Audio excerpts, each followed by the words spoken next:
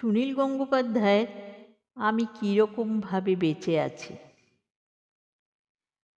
আমি কীরকমভাবে বেঁচে আছি তুই এসে দেখে যা নিখিলেশ।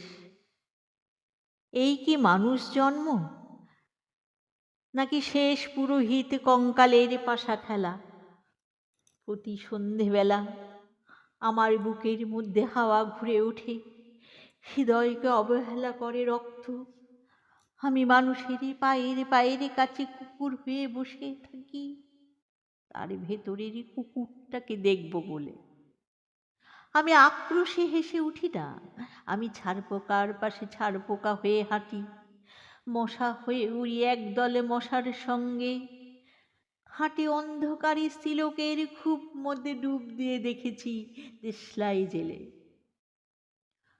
আমি স্বপ্নের মধ্যে বাবুদের বাড়ির ছেলে সেজে গেছি রঙ্গালয়ে, পরাগের মতো ফুঁ দিয়ে উড়িয়েছি দৃশ্যলোক। ঘামে ছিল না এমন গন্ধক যাতে ক্রোধে জ্বলে উঠতে পারো। নিখিলেশ, তুই একে কি বলবি?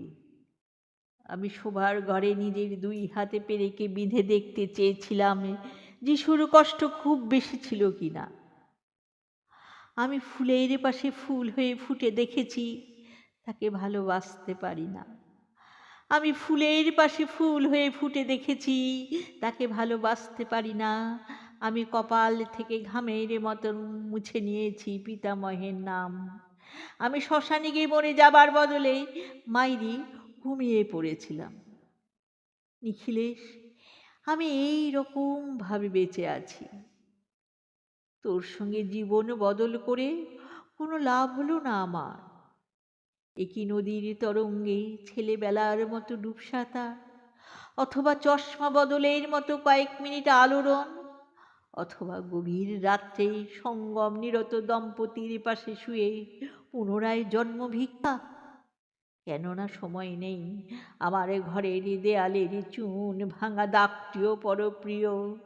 মৃত গাছটির পাশে উত্তরের হাওয়ায় কিছুটা মায়া লেগে ভুল নাম, ভুল স্বপ্ন থেকে বাইরে এসে দেখি উই পোকায় খেয়ে গেছে চিঠির বান্ডিল। তবু অক্লেশে হলুদকে হলুদ বলে ডাকতে পারি। আমি সর্বস্ব বন্ধক দিয়ে একবার একটি মুহূর্ত চেয়েছিলাম, একটি ব্যক্তিগত 0 আওয়ারে। ইচ্ছা ছিল না জানাবার এই বিশেষ কথাটা তোকে। তবু ক্রমশই বেশি করে আসে শীত। রাত্রে এরকম জল তেষ্টা আর কখনো পেত না। রোজ অন্ধকার হাতড়ে টের পাই 3টে ইঁদুর না মুশিক। তাহলে কি প্রতীক্ষায় আছে অদূরেই সংস্কৃত শ্লোক? পাপ ও দুঃখের কথা ছাড়া আর এই অবেলায় কিছুই মনে পড়ে না। আমার পূজা ও নারী হত্যার ভিতরে বেজে ওঠে সাইরেন। নিজের দুহাতে যখন নিজেদের ইচ্ছে মতো কাজ করে, তখন মনে হয় ওরা সত্যিকারের।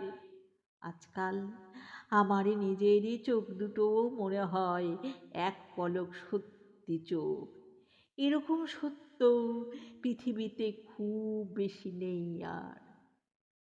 কবিতাটি ভালো লাগলে লাইক, শেয়ার ও সাবস্ক্রাইব করতে ভুলবেন না।